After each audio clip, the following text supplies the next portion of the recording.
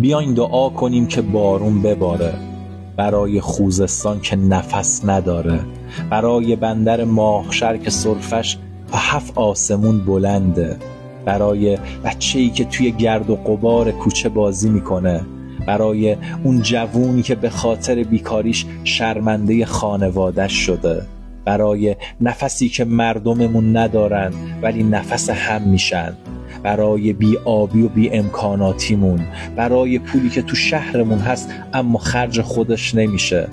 برای مسئولی که وعدهاش اونقدر زیاده که اصلا اجرا نمیشه، برای آسمونی که رنگ خاک و دود گرفته، برای ناامیدی و خستگی مردم شهرمون، برای لبخند مردم بندر ماهشهر. بیاین دعا کنیم که بارون بباره.